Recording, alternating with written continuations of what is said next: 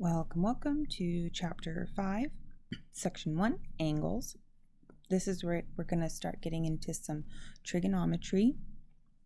So the first thing that we are going to review is drawing angles in standard position. So there's a couple of things vocabulary-wise that we're going to need to get out of the way. So some of these words like array. So here you'll see this ray here, ray EF. So it's just going to start at an endpoint, E, and it's just going to continue in one direction, just infinitely in one direction, like a ray from the sun. It's just going to keep going forever and ever and ever and ever and ever and ever and ever. So two things we need to name a specific ray is the endpoint and a point on that ray. Notice that we can call it ray EF, or we can write the arrow symbol above it. That means ray. So an angle is when we take two rays and we glue them together at the endpoints. That endpoint will be called the vertex. Those two sides, let me get it back in view, there we go. Where were we? Here we are. The vertex is where those two endpoints will be glued together. You can also think of them like the hands of a clock, where they meet in the middle. So they're going to be named by a point on each ray and the vertex. You can say angle, or you can draw a little angle. Notice here that the endpoints, they meet at that vertex. We will use Greek letters to measure the angles. The most popular ones are theta. It's going to be a 0 with a line through it, and it'll be pronounced theta. So this one's going to look like a little trident or maybe like a pitchfork, or it will be a circle with, usually the line is drawn straight down since you can't italicize handwriting. And that will be called phi. This little fish is alpha, looks like an A. This bee with a tail is beta. And this weird Y is gamma.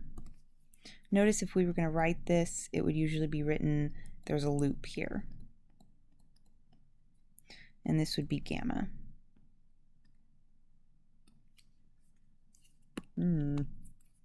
Gamma. Okay.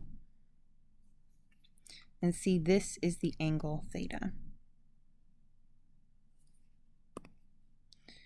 So one thing that we're going to do is we're going to name the sides of the angle. So we would start initially, if you're looking at the x-axis, that's a great way to visualize it. So we would start on the x-axis, and then you would just pull back one of the rays, like a clock going backwards. So that fixed ray that's along the x-axis usually is called the initial side, and the ray that we take and we rotate is called the terminal side. So that's the ending side. Normally you would indicate the angle of rotation with an arrow because it can go backwards. So you would say the measure of an angle is that amount of rotation. And of course, a circle, now we're going to talk about things being in a circle, because notice here that if I just keep rotating that ray forever and ever, it will make a circle. So 1 degree is 1/360th of a circle because there are 360 degrees in a circle. So this angle is in standard position. So the vertex is at the origin and the initial side extends in that x-axis direction, that positive x-axis. Sorry. Keep zooming out.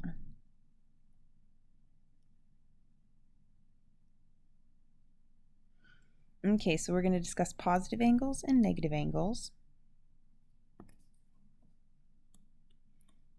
So let's have this. So let's say I have an angle that goes here. So this, in this counterclockwise direction, this is a positive angle. Now if I went the other way and I took this piece and I rotated it underneath, that's the direction of time, clockwise, it would be a negative angle. So you actually have two possible angles for any given angle in standard position on a circle.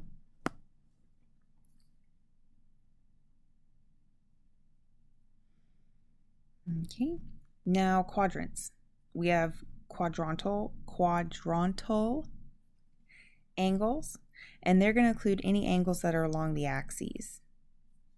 So when we start labeling our quadrants, we'll start with 1, 2, 3, and 4, and notice we're going to go counterclockwise when we label them.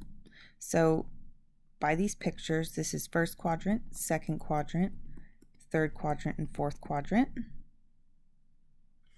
And any angle that has a terminal side on any one of these axes is going to be called a quadrantal angle. So that's 0 degrees, 90 degrees, 180 degrees, 270 degrees. And notice that when we get to 0 degrees, that's just also 360 degrees because we're on a circle and we're just going to end up right back where we started.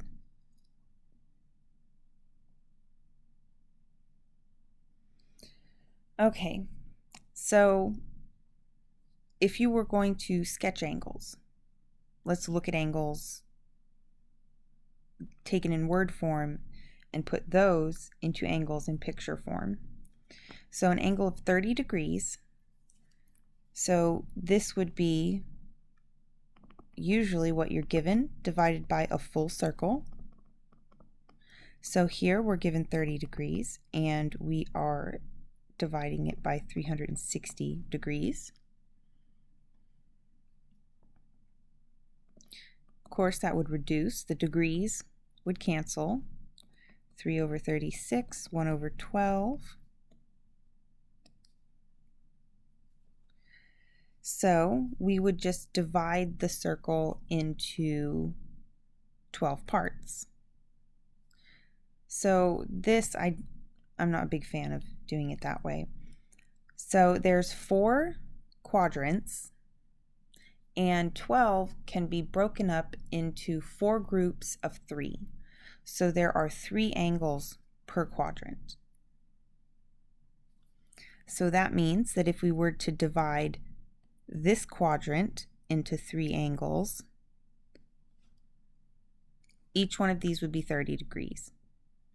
So this would be 60 degrees, and this whole thing would be 90 degrees. But we only wanted one of them, 30 degrees.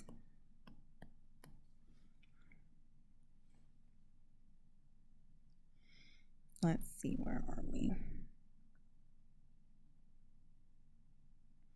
It can also be done for negative angles. Notice that here. All right, now this is important. I'm just going to get that out there. So converting between degrees and radians, that is important. So radians are something we use to also measure degrees. Now, you will go over this again whenever you take college level math classes. This will be covered in great detail, but it's not something I'm really going to get into, are the formation of radians. So just know that the total number of radians in an entire circle is 2 pi.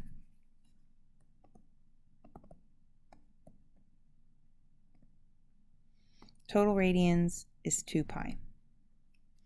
So just a little background on this. So what this means, your circumference is 2 pi times your radius. That is the equation for a circumference. So where we're getting 2 pi is if you divide this whole thing by r, both sides, because you have to. Notice that no matter what the circumference is, no matter what your radius is, the relationship between those will be 2 pi. And this is something you'll get into more at the college level. But the total number of radians in a circle is 2 pi.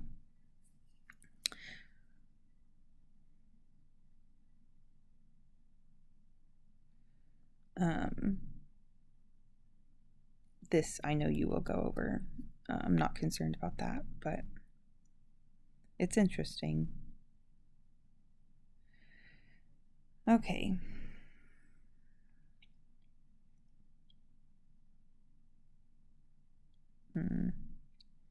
So special angles.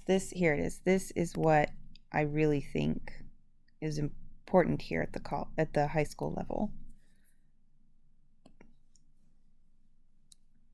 Is the special angles. These are very important if you ever have to take trig or calculus or pre-calculus. Again, at the college level, this will be covered. If you don't know this for those classes, it'll be a problem. So it's a great idea to memorize it early. This will absolutely be on the test. This is fundamental to mathematics. I can't even stress how important this is. This is really important. So these are special angles measured in radians. So what this is a circle. The radius is 1, so that the whole circumference is equivalent to 2 pi, the radians in a circle. So some of you will probably have already heard of this. It is called the unit circle. And this is how you would split up a circle into the important angles that we use all the time. So this is degrees. This is radians. Now notice, because we chose the radius to equal 1, the circumference will just be 2 pi.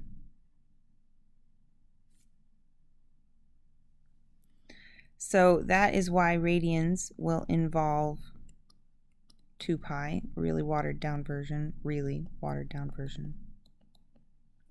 Notice that radians involve pi, degrees do not. That's also an important distinction. Notice also that every degree measure has a corresponding radian measure. That's also very important. So you should be able to go back and forth between them, because that will be important. And I will show you guys how to do this. So I would recommend I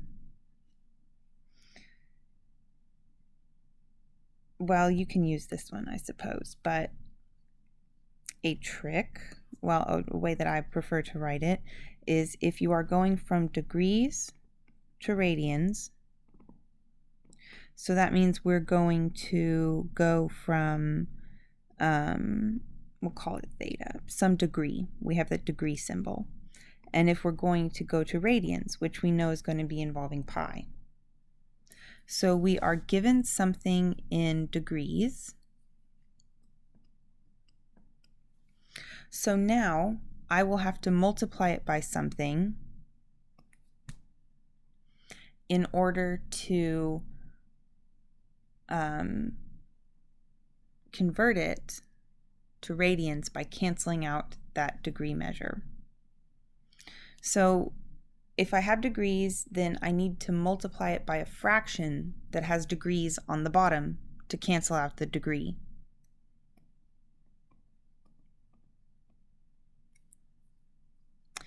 And it would be 180 degrees.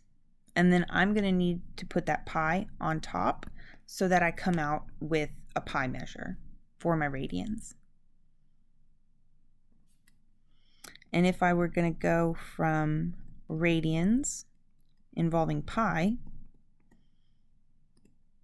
to degrees involving theta with a degree symbol, then I would be given something in radians. And what would I have to multiply that by? So let me see. We're going to say, what are we going to call this?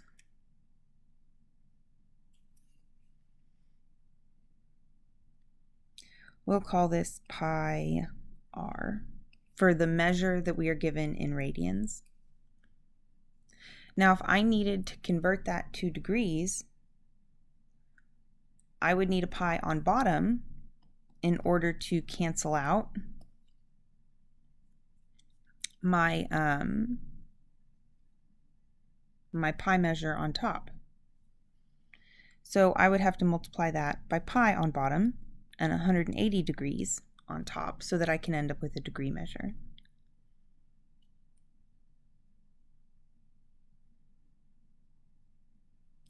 Okay.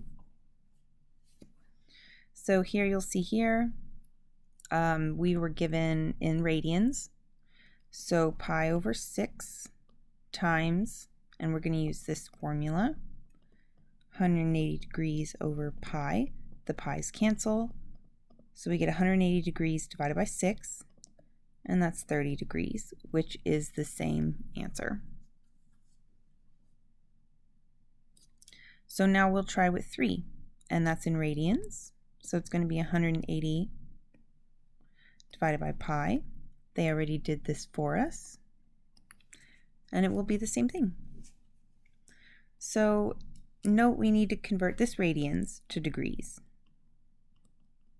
Well, I need a degree symbol, and that's going to have to go on top. And my pi is going to have to go on bottom so that I can cancel out my pi. 3 times 180 degrees divided by 4. So that's going to give us -3 times 90 divided by 2. So -3 times 45 degrees. And you can just punch that into a calculator. Now degrees to radians. So notice they gave us 15 degrees here. And if I wanted to make that into radians, I would need my pi on top and my degree on bottom so that it cancels. Okay.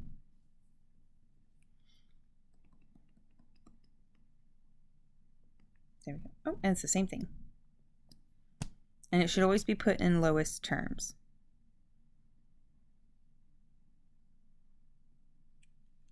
So we'll try 126 degrees times pi over 180 degrees. These degrees will cancel out. We'll get 126 pi divided by 180, and that'll come down to something nice because I know it's divisible by 2 at the very least. Maybe 3. All right, coterminal angles. So this one should be relatively easy. There's a lot of blah blah here, in my opinion, in the book. So coterminal angles are angles. Let's say this is our angle here. So coterminal angles are angles such that one angle will be clockwise. Usually the other angle will be counterclockwise. Or you could just keep going and come over again. So any angle that is coterminal with another angle, so a coterminal angle, that means that that terminal side is the exact same for both of them. So here, let's say this is, I don't know, we'll say this is 120. So that would be 120. Now, think about how we could find another angle different than this. Well, if I wanted to go negative to make it coterminal, notice that I would have to make a full circle around this. So I've already gone 120 degrees in one way. So I'm going to need to make up that 360. So I need 120 plus whatever my other angle is equals 360.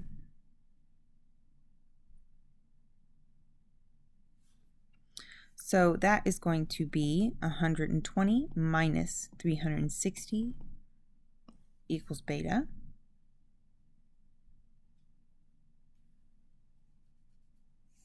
So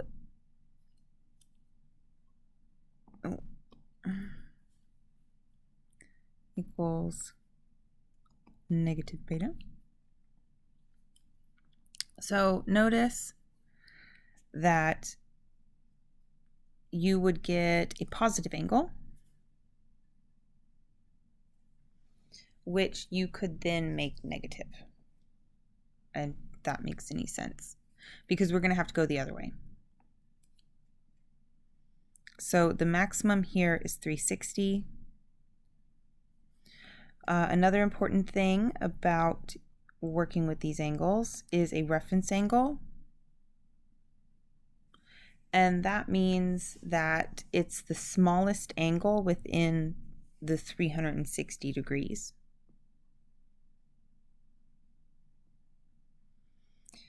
So here. So we need to find the least positive angle that is coterminal with an angle measuring 800 degrees. I'll show you guys the steps here. This is what your book has listed in the steps.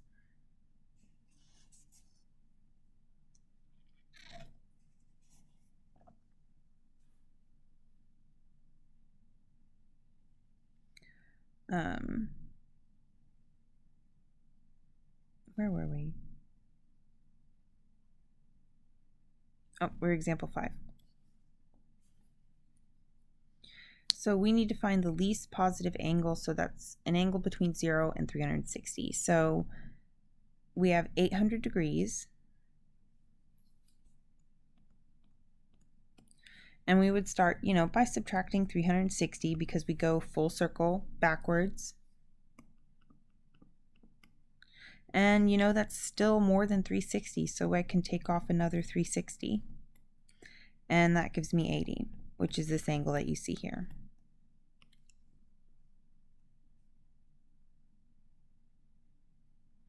Now notice if it's a negative angle, so we have negative 45, I can just keep adding 360 until you get the appropriate number.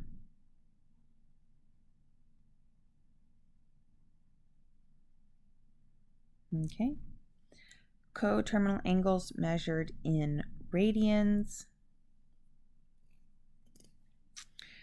So if I had to add and subtract 360 degrees, if I needed 360 degrees in radians,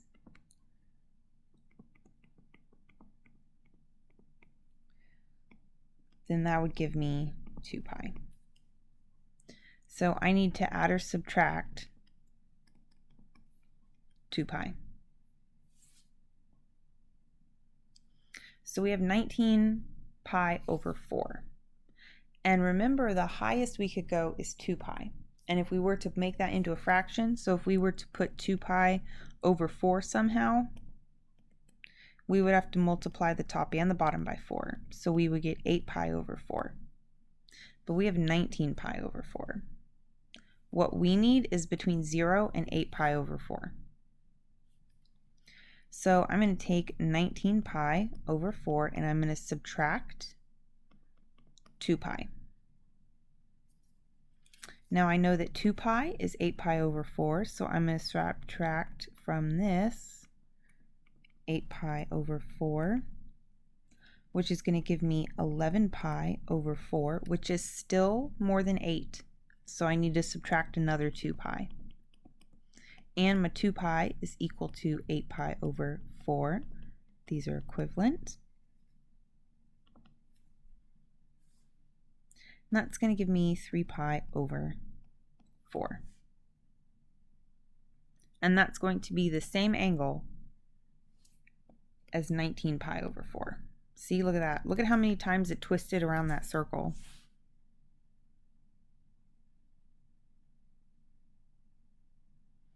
Here where it's negative, you just keep adding. Okay. Arc length. This one's really easy. It's just a formula.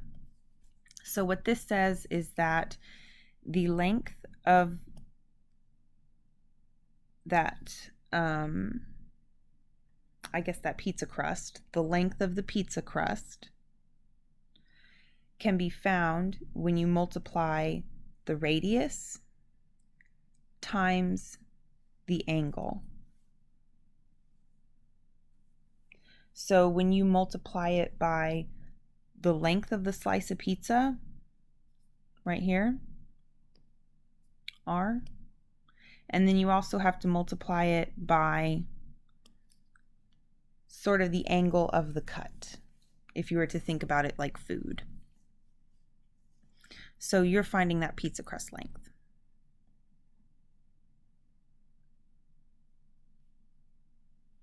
Okay. So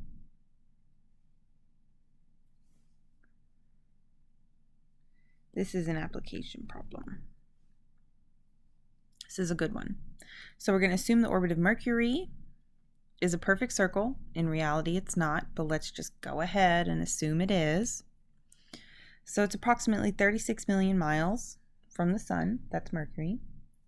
Here it tells us that one Earth day, Mercury completes a fraction of its total revolution.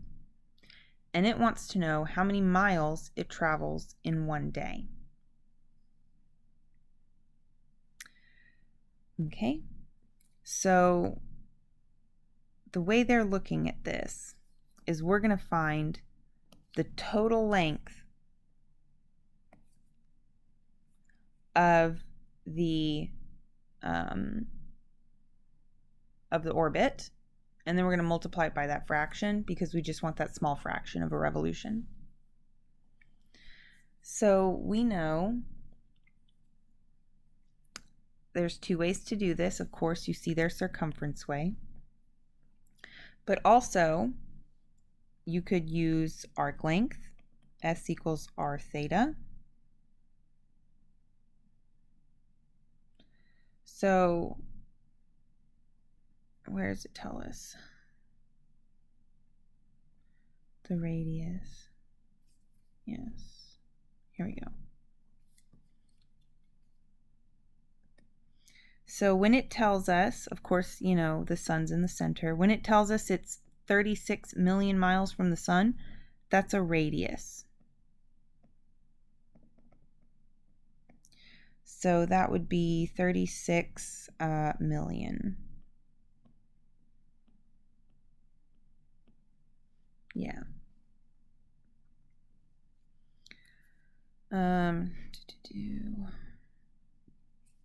So you could do it with circumference, or so we're going to have 36 million times the this has to be in radians. So that's 360 degrees times pi over 180, because the whole circle is 360 degrees, the whole orbit. And that's 2 pi. So you can see that we do get the same thing. 226 million miles. Now it wants us to determine the radian measure for Mercury's movement in 1 Earth day.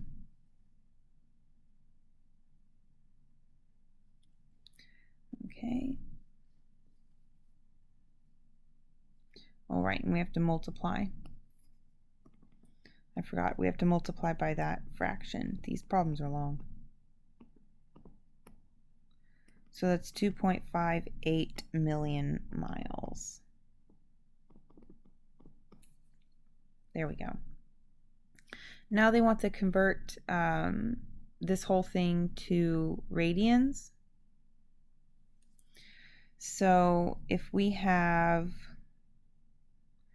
let me see, so if we're going to have arc length is, this is how much it's going to travel, 2.58, and we're going to divide that by the radius, which was 36 mil.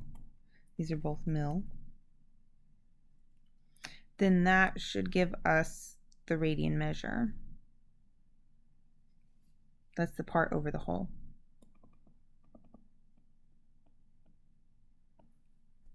So that's the radian measure for how much it moves in 1 Earth day. Not a whole lot.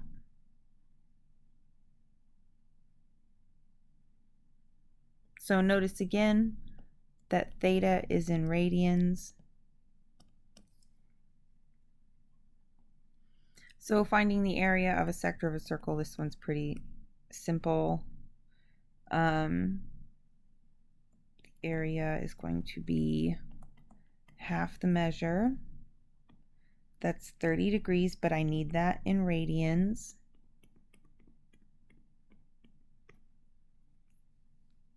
Times the radius squared.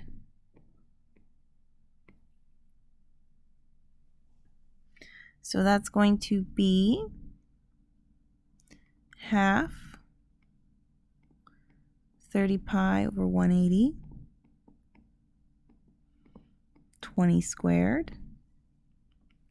It's going to give us half pi over 6, 20 squared, and notice that's the same thing.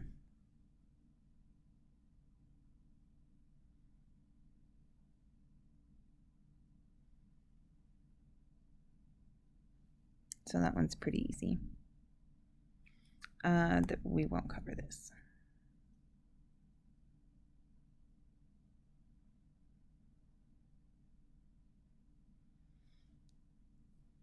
Okay. Let me see how long this is. Okay, so I'm going to go ahead and end it here because it's about 34 minutes. And we will do another video with some problems, some sample problems. So thank you for watching, and I will see you in the next one.